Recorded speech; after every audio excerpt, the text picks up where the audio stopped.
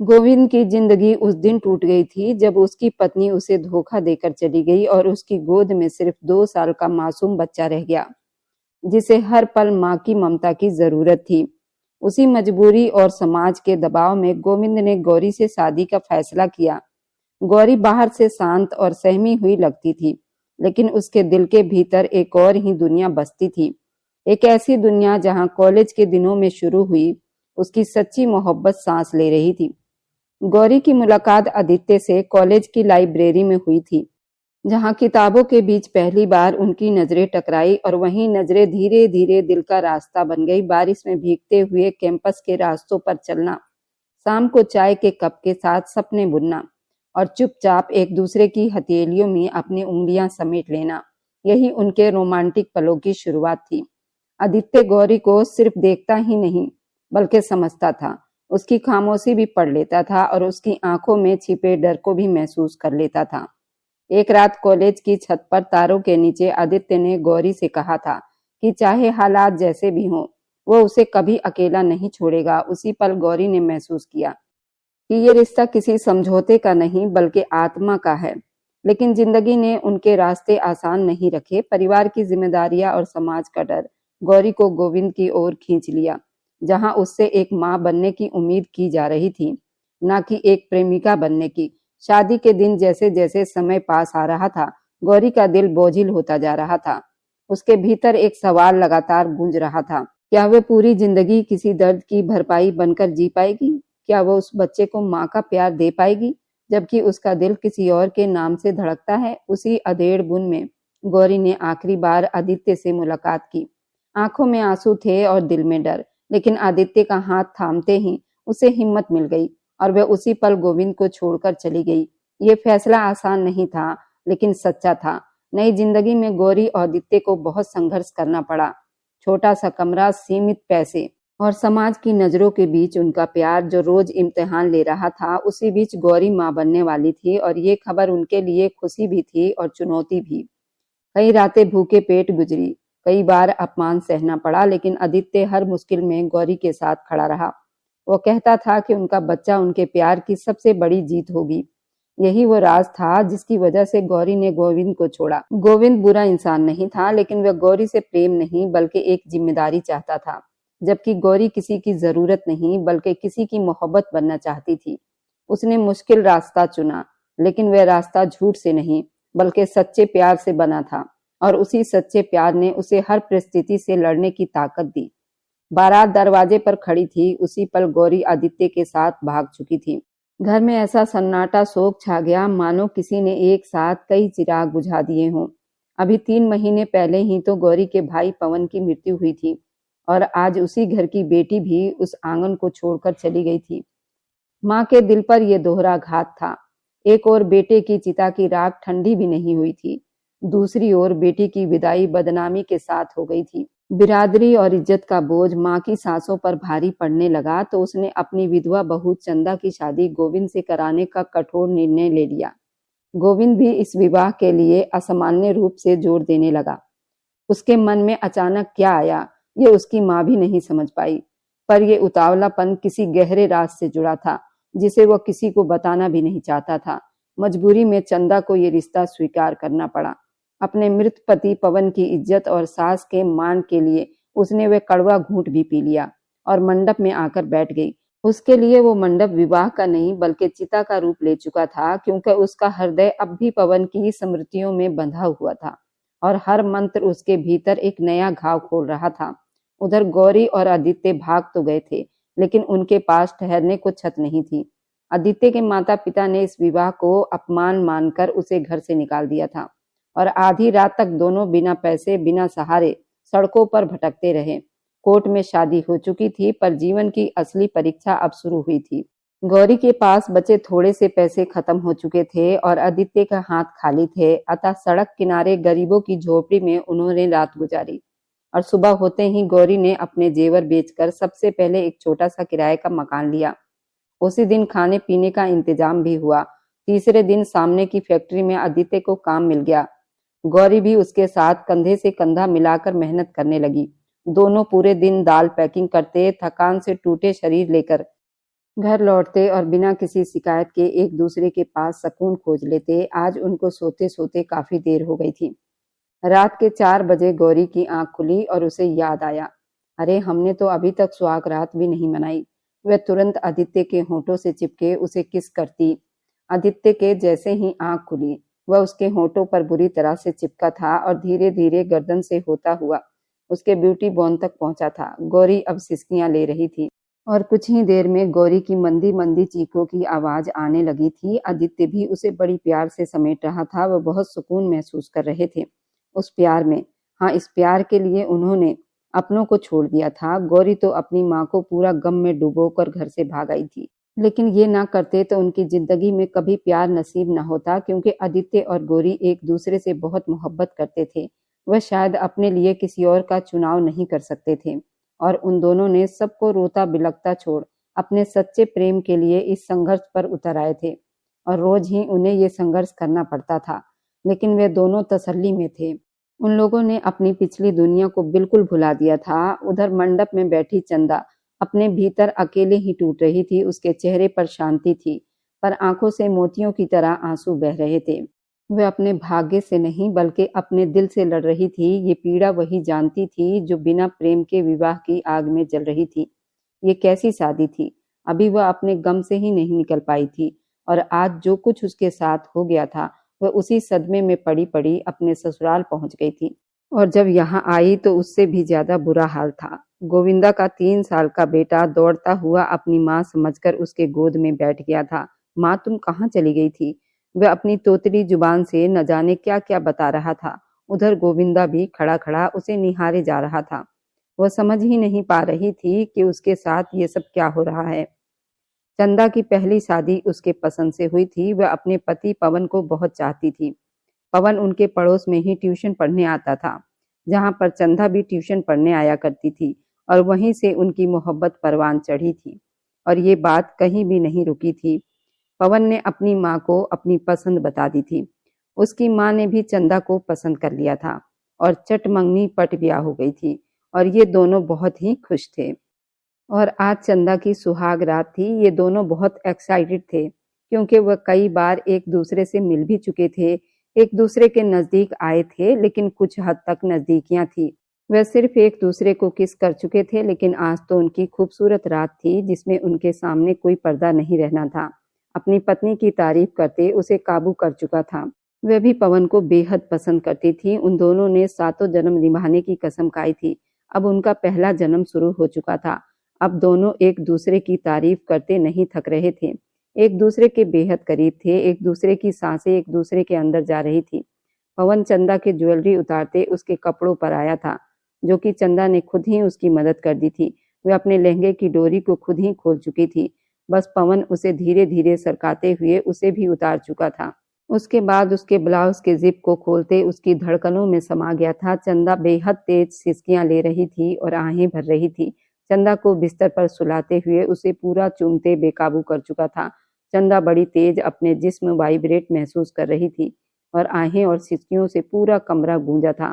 पवन चंदा के पीछे हाथ ले जाते हुए उसे तकिए पर सुलाते उसके ब्यूटी बोन को चूमते हुए उसे पागल कर रहा था। उसके बैली बटन तक आया था और फिर उसे अपने नीचे एडजस्ट करते हुए उसकी चीखों को तेज किया था। वो बेकाबू उछल पड़ी थी। अब उसे सहज सहज प्यार करता हुआ उसे और भी दीवाना कर चुका था। वह रात उनकी बेहद खूबसूरत गुजरी थी। उसके बाद हर रात उनकी सुहाग रात से कम नहीं होती थी। वह एक दूसरे को बहुत पसंद करते थे, लेकिन शायद भगवान को ये मोहब्बत पसंद ना आई थी। चंदा को ऐसा घाव लगा जिससे उसकी आत्मा भी हिलकर रह गई थी। शादी के 3 महीने के बाद उसकी दुनिया ही बर्बाद हो गई थी। उसके नंद की शादी की तैयारी चल रही थी और उस दिन पवन को ड्यूटी से आते देर हो गई थी, लेकिन एक फोन कॉल ने सबको हिलाकर रख दिया था। पवन का एक्सीडेंट हुआ था। मौके पर ही उसकी मौत हो गई थी। ये सदमा बहुत बड़ा था। उसकी नंद की शादी की तारीख भी रखी जा चुकी थी, लेकिन उसे नहीं पता था कि अगली दुल्हन उसी को ही बनाया जाएगा। शादी की डेट को तो बढ़ा दिया गया था, लेकिन उसके पति के मरने के 3 महीने के बाद भगवान ने ऐसा जाल बिछाया कि अपनी नंद की जगह उसे दुल्हन बनना पड़ा था। और आज वे अपनी नंदोई के सेज पर आ बैठी थी, जहां पर एक बच्चा उसके सीने में चिपका उसे माँ माँ बुला रहा था। प्लीज मम्मी प्लीज, मुझे ये शादी नहीं करनी। वो रोती हुई अपनी सास को मना कर रही थी। अभी वो 3 महीने पहले ही तो विधवा हुई थी। अब उसकी सास उसे शादी करने को कह रही थी क्योंकि उसकी नंद घर से भाग गई थी। शादी की तैयारी करें आंटी जी। गोविंद की आवाज पर चंदा की धड़कनें बिल्कुल रुक सी गई थी। खुद को तैयार कर लो, मैं ना सुनने का आदी नहीं हूँ। गोविंद चंदा के पास झुककर बोला तो चंदा ने ना में सिर हिला दिया। जब गोविंद की सुर्ख पड़ती आंखों को देखकर वह अपनी आंखें जोर से बंद कर गई। यूं गोविंद की इज्जत बचाने के लिए चंदा की शादी उस गोविंद से कर दी गई थी जो उसकी नंद का होने वाला पति था। ये कहानी उस दिन शुरू हुई थी जब चंदा की नंद की बारात आने वाली थी और उसे पूरे घर में ढूंढा जा रहा था। चंदा बेटा, नीचे बारात आ चुकी है। गौरी बेटा, मुझे कहीं दिखाई नहीं दे रही। परेशानी से उसकी सास कमरे में दाखिल हुई। उससे पूछ रही थी। वो हैरान बौखलाई हुई नजरों से अपनी सास को देखते रह गई थी। आंटी, मुझे पता नहीं, मुझे तो वह कहकर गई थी कि मैं पार्लर से बहुत जल्दी वापस आ जाऊंगी, मगर वह अभी तक वापस नहीं आई। परेशान सूरत लिए रोती हुई चंदा के पांव के नीचे से जमीन खिसक गई थी। तुम क्या कर रही हो बहू? बारात सर पर आकर खड़ी हुई है और गौरी का कुछ अता पता नहीं है। कुछ करो बेटा, हमारी इज्जत का सवाल है। चंदा बेटा, उसे फोन करो, उसे बोलो वो घर जल्दी वापस आ जाए, नहीं तो 4 लोगों में हमारी कितनी बदनामी होगी। हमारी पूरी बरादरी में नाक कट जाएगी अगर गौरी टाइम पर घर पर ना पहुंच सकी तो। हम लड़के वालों को क्या जवाब देंगे? परेशान शब्दों में बोलती हुई उसकी सास बस नहीं चल रहा था कहीं से भी गौरी को पकड़कर ला खड़ा कर दे। चंदा बराबर परेशानी से अपने नाखून चबाते हुए मोबाइल फोन निकालते हुए फिर से उसे कॉल मिलाना शुरू हो चुकी थी। वह पहले भी अनगिनत बार मोबाइल पर नंबर मिला चुकी थी, मगर आगे से जवाब बिल्कुल भी नहीं आ रहा था। वह बेचारी और क्या करती? ये लड़की न जाने कहाँ चली गई है। वो बेचारी जाती भी तो कहाँ जाती। बराबर आधा घंटा इंतजार करने के बाद उसकी सास लाचार सूरत लिए उसके सामने बैठी हुई थी, उसके दोनों हाथों को थामे हुए। चंदा, मैं जानती हूँ तुमसे आंचल फैलाकर एक वादा मांग रही हूँ। आज हमारी इज्जत को तार होने से बचा लो। तुम्हारी नंद हमें धोखा देकर इस घर से फरार हो चुकी है, वह भाग गई है। अब तुम्हें ही हमारे परिवार की लाज रखनी होगी। ये शादी कर लो, गंभीरता से कहती हुई उसकी सास उसके सिर पर बम फोड़ चुकी थी, जबकि वो हैरान फटी फटी नजरों से अपनी सास को देखती रह गई। वो मैं भला ये शादी कैसे कर सकती थी? ये शादी उसकी नंद की थी, ना कि उसकी। वह तो उनके लाडले बेटे की बहू थी, बहू भी जो 5 महीने पहले ही ब्याही गई थी।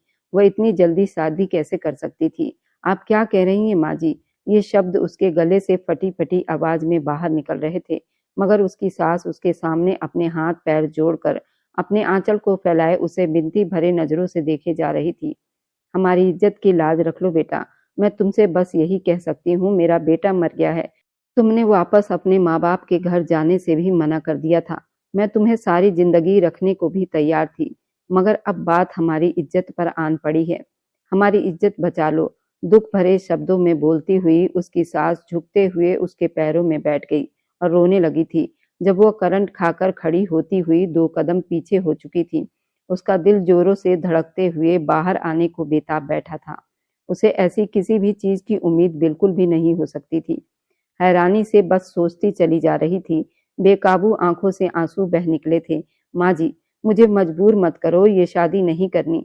वह रोती हुई अपनी सास को मना कर बैठी थी। माँ जी, मेरी बात समझने की कोशिश कीजिए। मैं ये शादी बिल्कुल भी नहीं कर सकती। मैं विधवा रह लूंगी, मैं अपने पति के नाम पर ही रह लूंगी, पर यह शादी कभी नहीं कर सकती।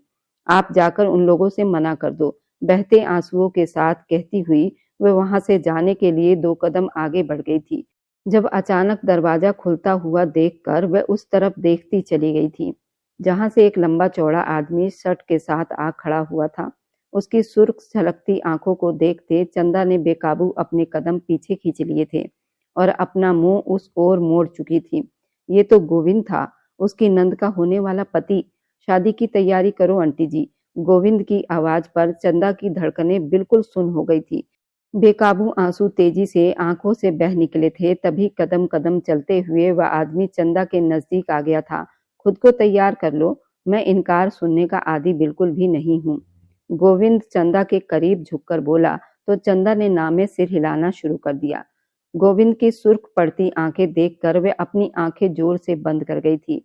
यूं गोविंद की इज्जत बचाने के लिए चंदा की शादी गोविंद से करवा दी गई, जो उसकी नंद का होने वाला पति था। शादी हो चुकी थी। शादी होने के बाद वह उसे अपने साथ अपने घर ले आया था।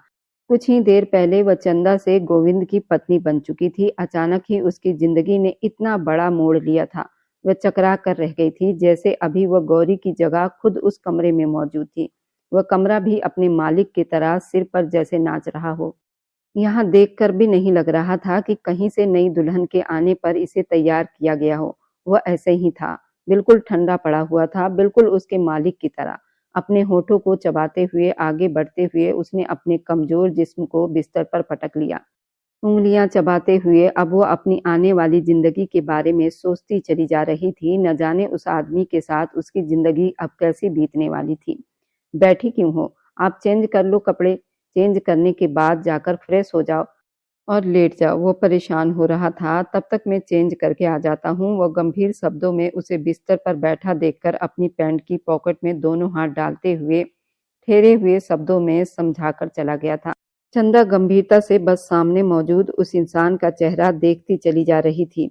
आप क्या कह रहे हैं? हमें कुछ भी समझ में नहीं आ रहा आपकी बात। अपने होठों को काटते हुए बिना समझे अंदाज में वो पूछती चली जा रही थी।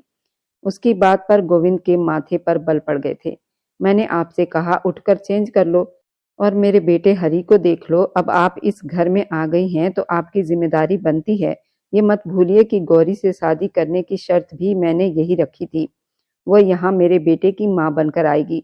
अब जब आपकी शादी मुझसे हो गई है तो आपको मेरे बेटे की माँ होने का फर्ज भी तो निभाना पड़ेगा और मैं इसमें कोई भी गलती बर्दाश्त नहीं कर सकता।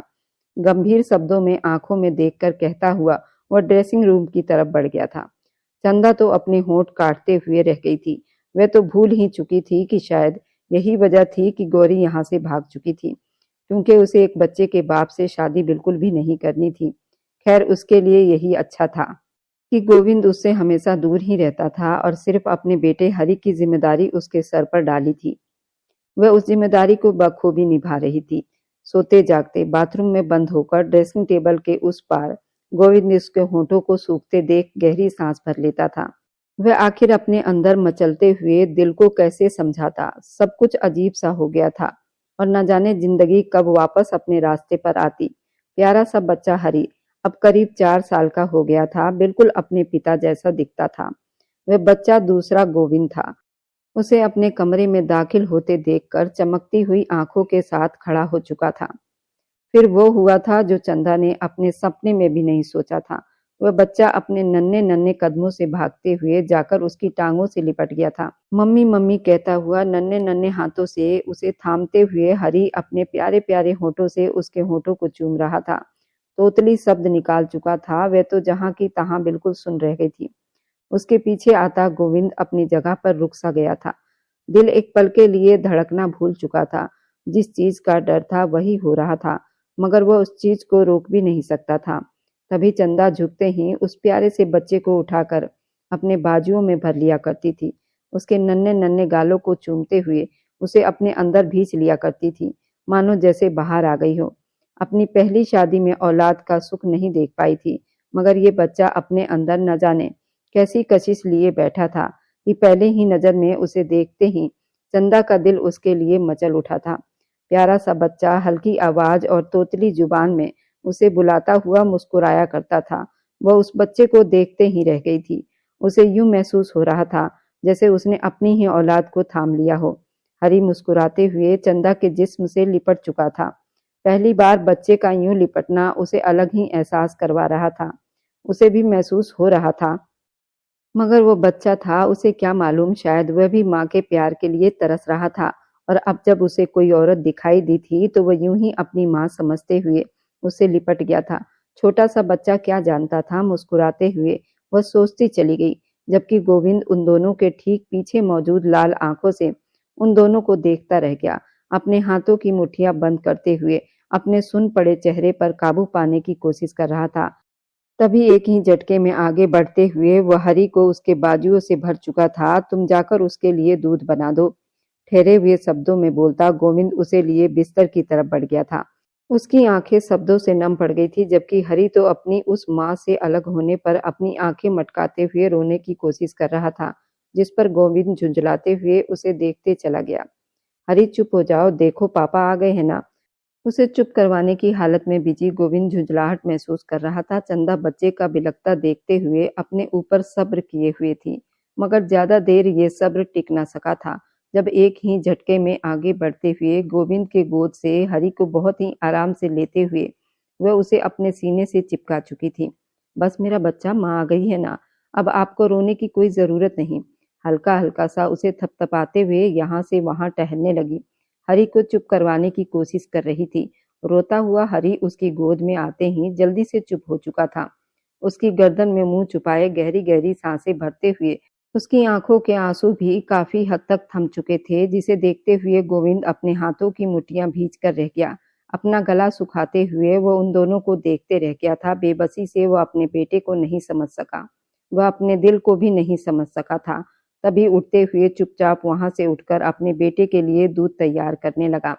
हरि की माँ अगर उसे संभाल रही थी, तो हरि के पिता का भी तो यही फर्ज बनता था कि उसकी सेवा में जुट जाए।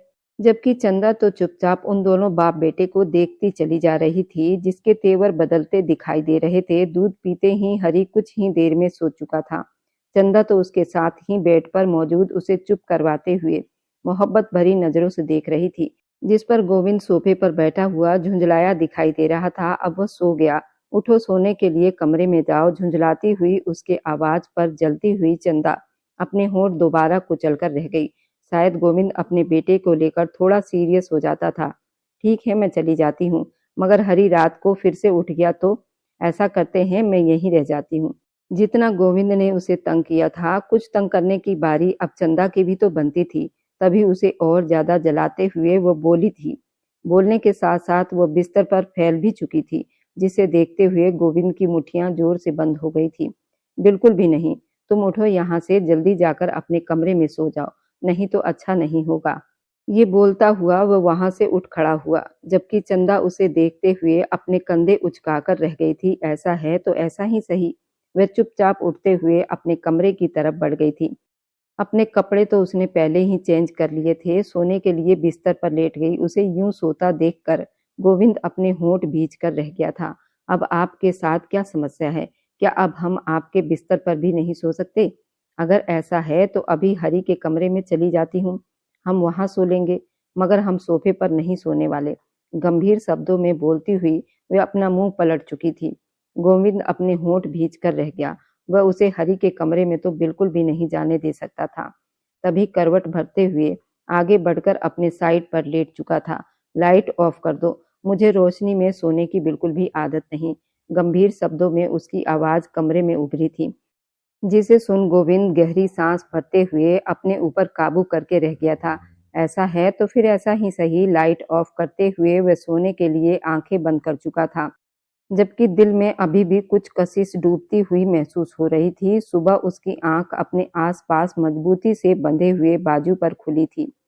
पलके झपकाते हुए वो यहाँ वहां देख ये समझने की कोशिश कर रहा था कि उसकी आंख खुल क्यों नहीं रही, मगर सामने ही जो मंजर था उस पर नजर पड़ते ही एक पल के लिए उसे गंभीर चेहरे पर भी मुस्कुराहट बिखर चुकी थी।